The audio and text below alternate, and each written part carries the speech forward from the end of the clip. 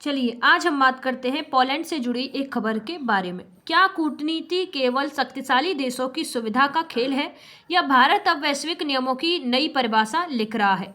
Poland को जयशंकर की सीधी चेतावनी यह साफ करती है कि नया भारत अब दोहरे मापदंडों पर चुप नहीं रहेगा, चाहे वह पड़ोस में आतंक का मुद्दा हो या वैश्विक मंच पर कश्मीर का।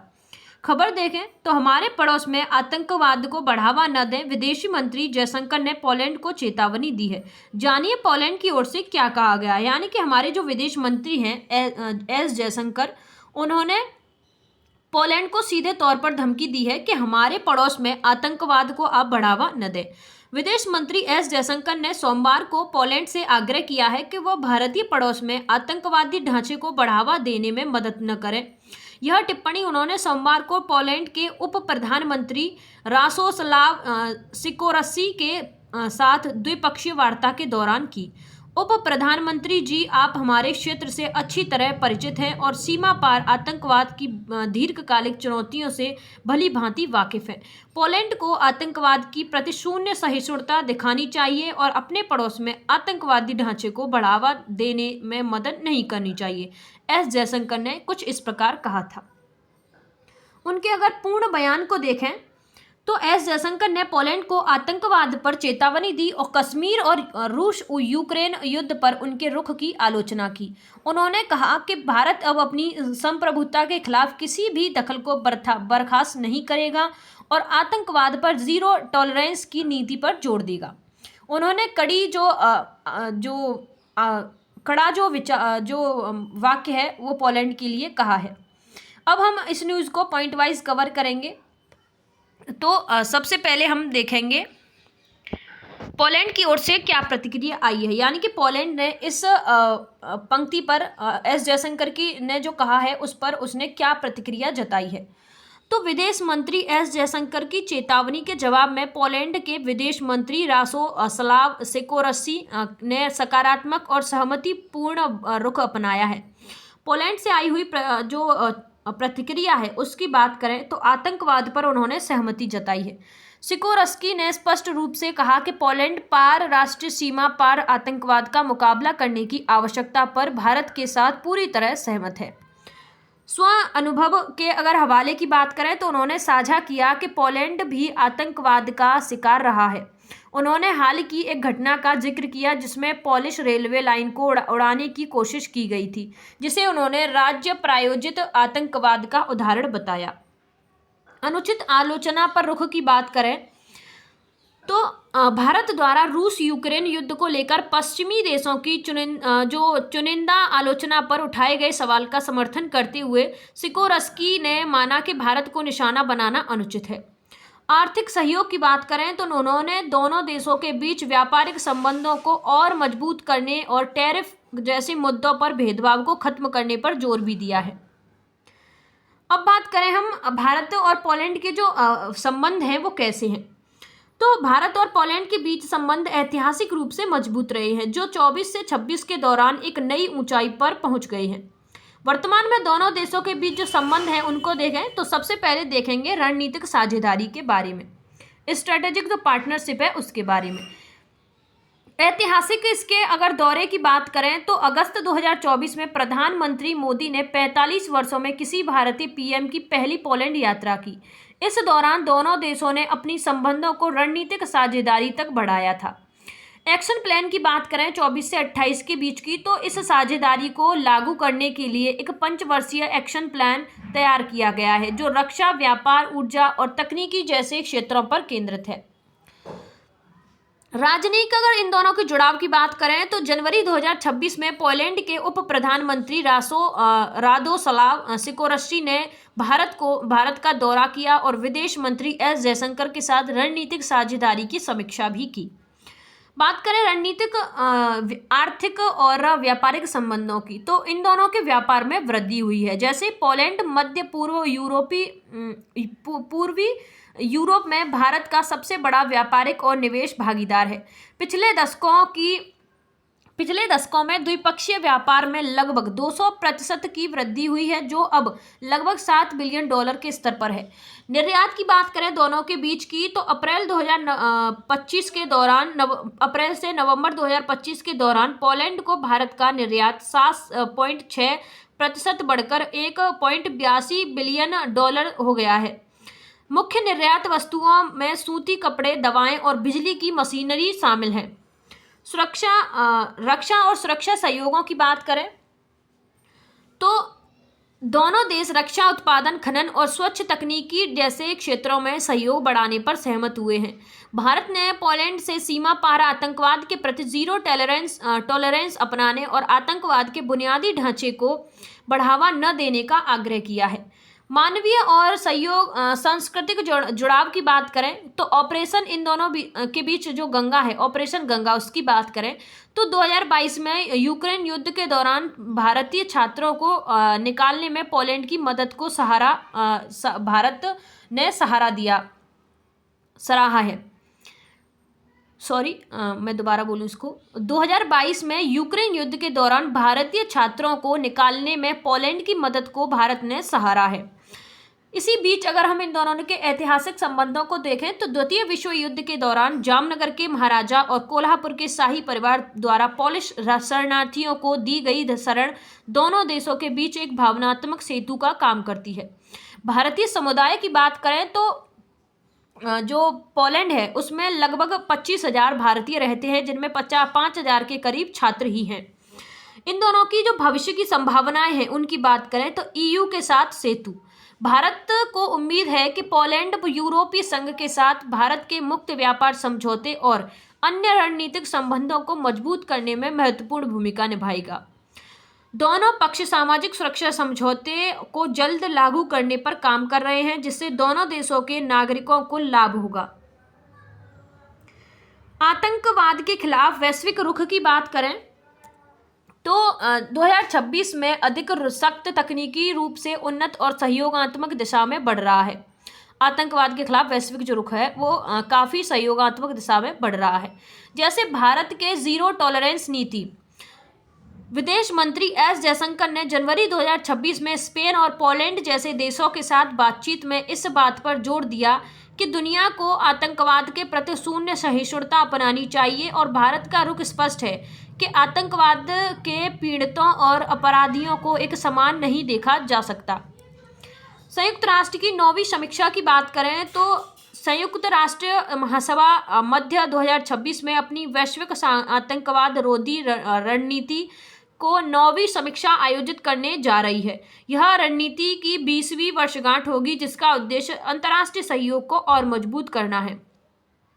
FATF की भूमिका और सख्त निगरानी की बात करें तो financial action task force terror funding, आतंकवाद के वित्त पोषण के खिलाफ वैश्विक मानक निर्धारित करना जारी रखे हुए हैं।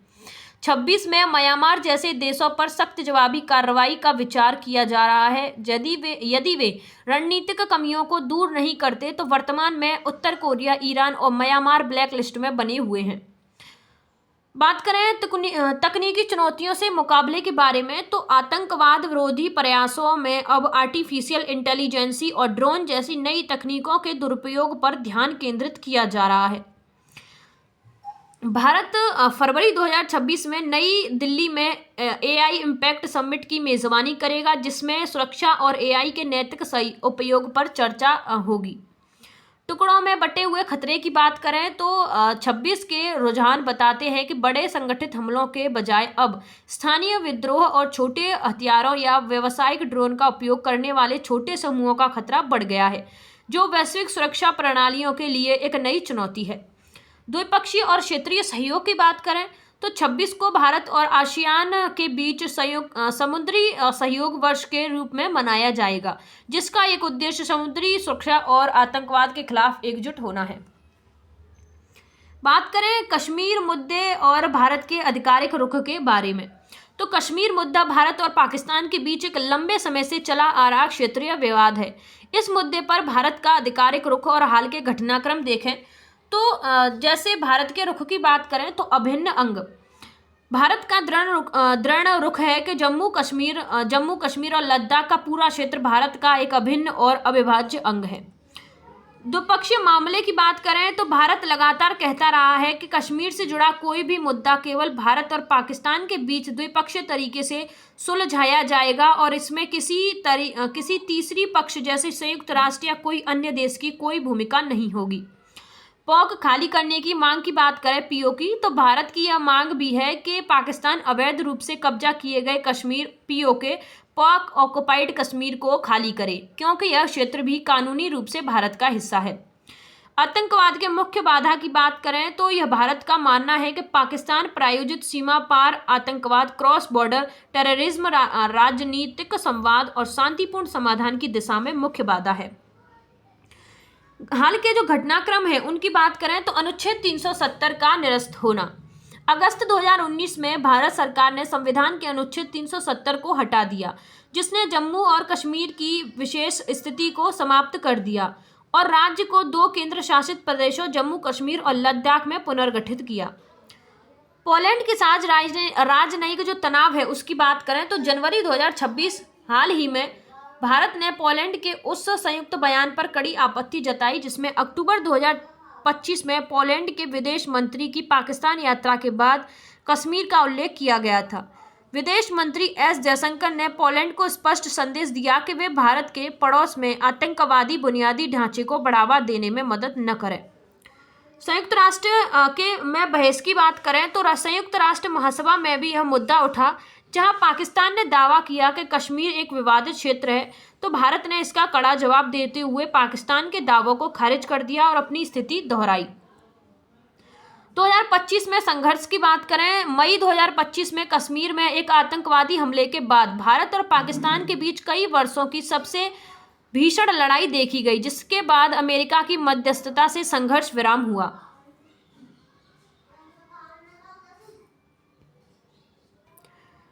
अब बात करें रूस यूक्रेन संघर्ष की जो वर्तमान स्थिति है उसके बारे में, तो रूस यूक्रेन संघर्ष 2026 की शुरुआत में अपने चौथे वर्ष में प्रवेश कर चुका है।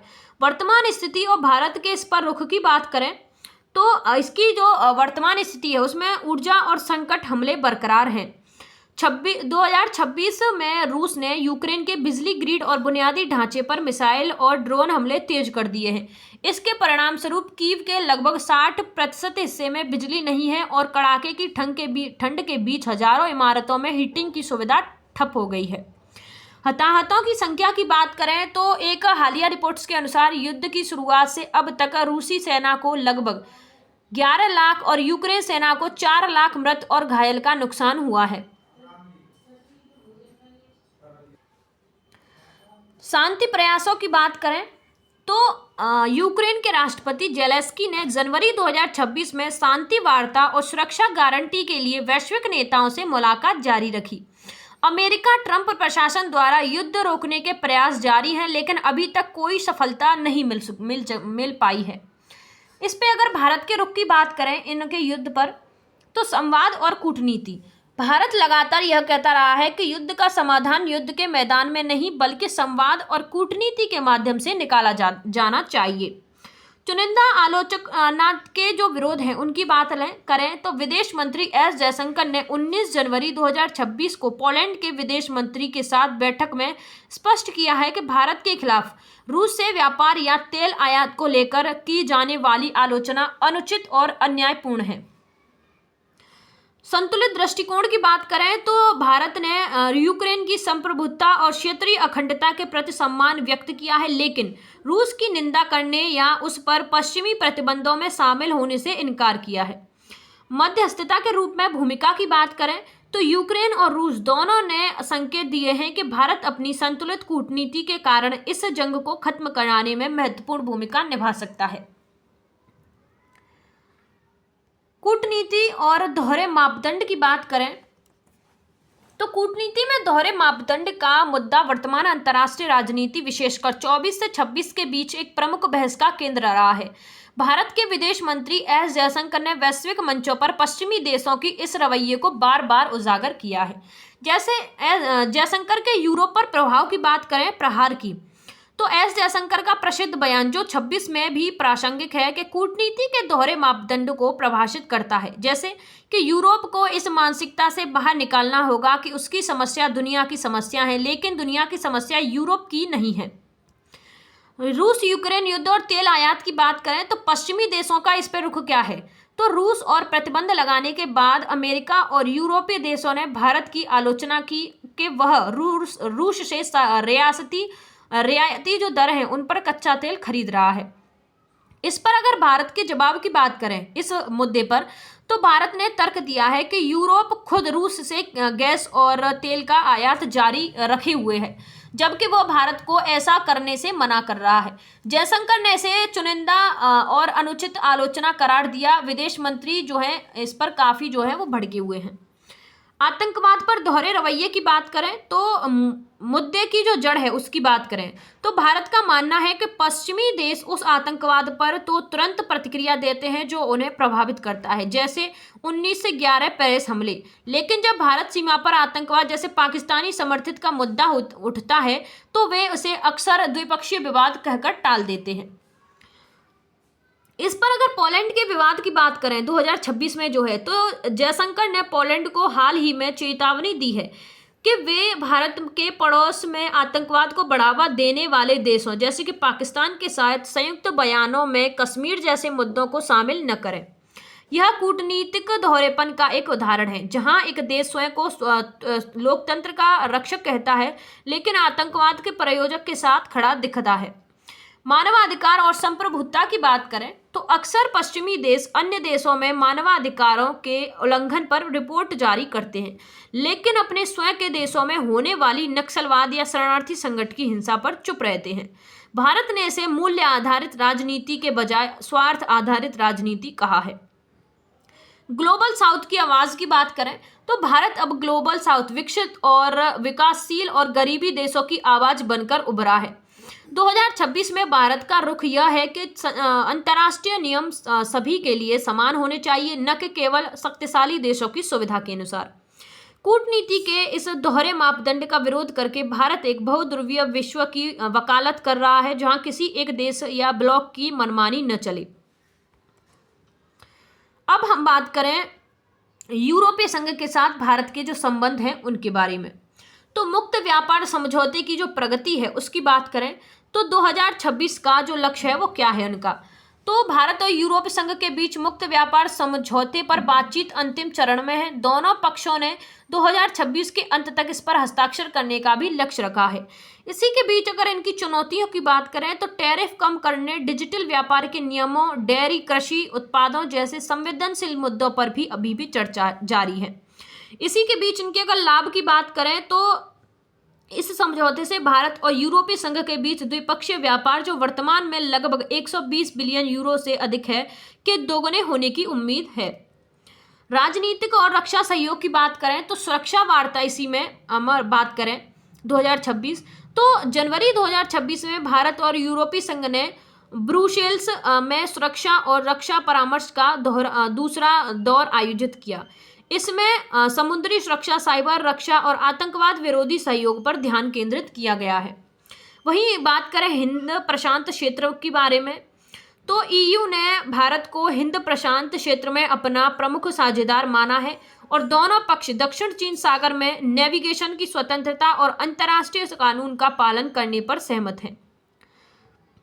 कनेक्टिविटी और इंफ्रास्ट्रक्चर की बात करें तो भारत मध्य पूर्व यूरोप आर्थिक गलियारे की बात करें IMEC तो भारत इस गलियारे के माध्यम से यूरोप के साथ अपनी कनेक्टिविटी को मजबूत कर रहा है और पोलैंड और अन्य यूरोपीय देशों ने इस परियोजना में गहरी जो रुचि है वो दिखाई है।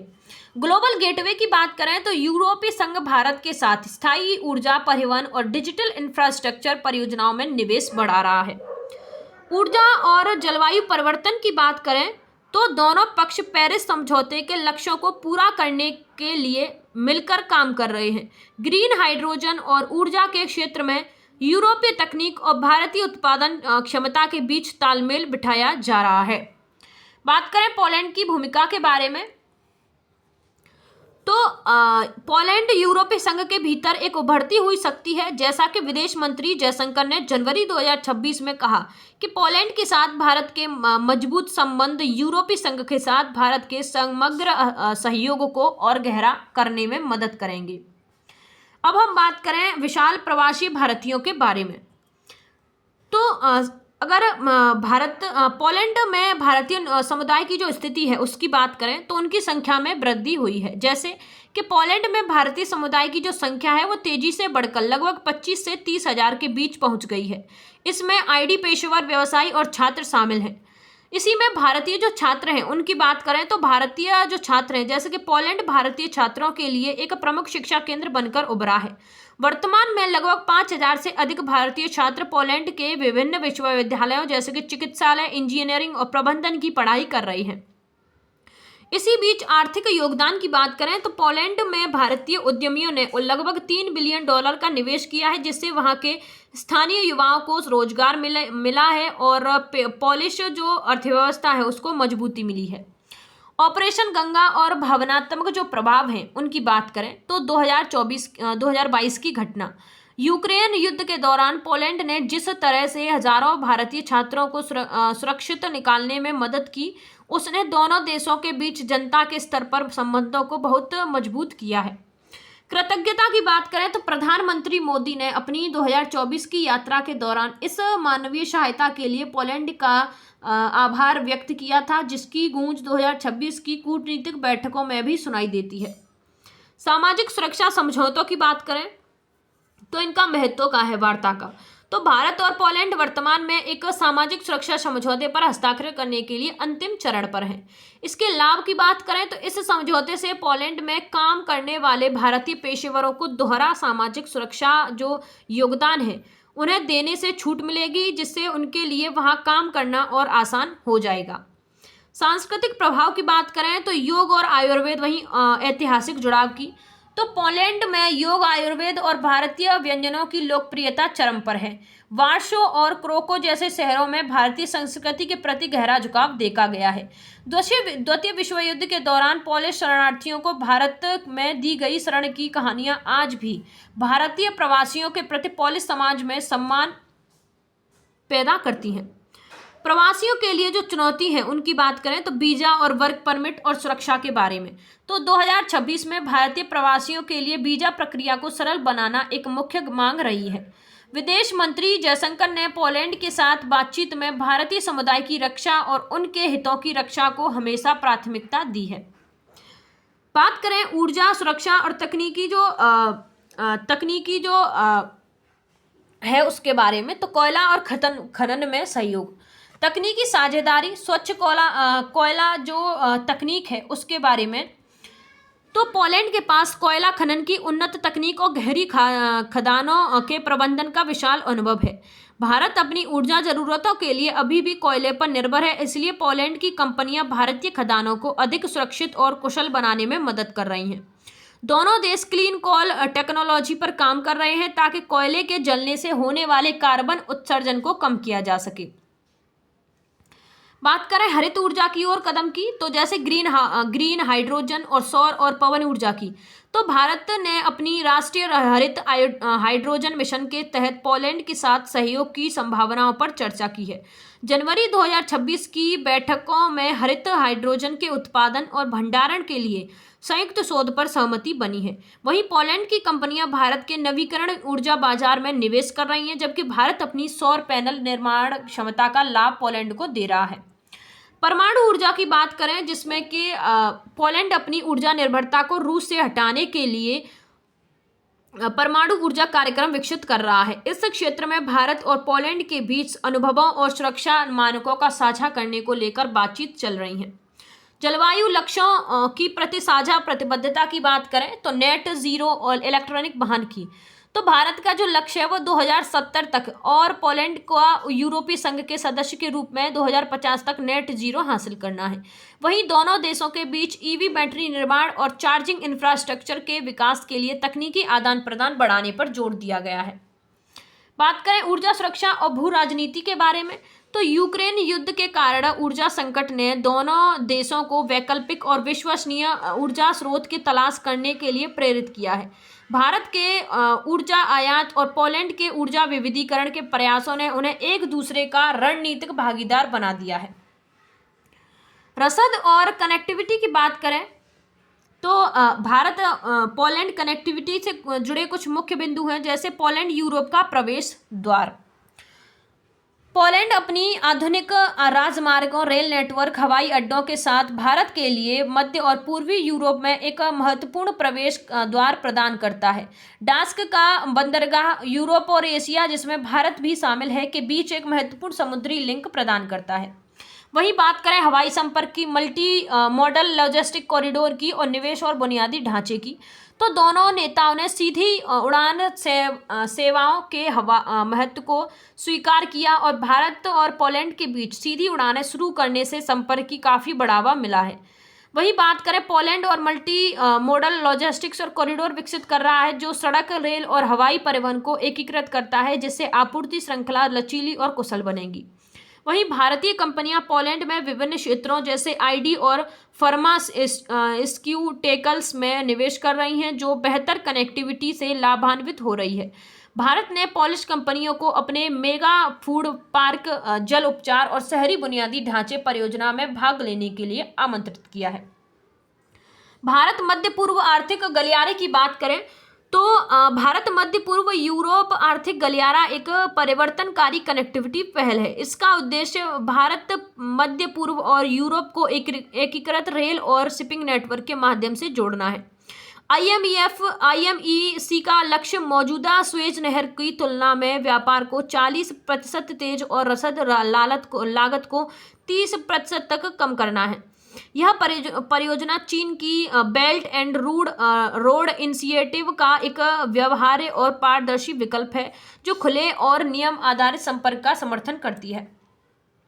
डिजिटल कनेक्टिविटी की बात करें तो दोनों देश डिजिटल साझेदारी को मजबूत करने पर भी काम कर रहे हैं और इसमें सुरक्षित नेटवर्क, 5G रोल आउट और अब अगली पीढ़ी की प्रौद्योगिकियों के लिए संयुक्त रोड मैप शामिल है।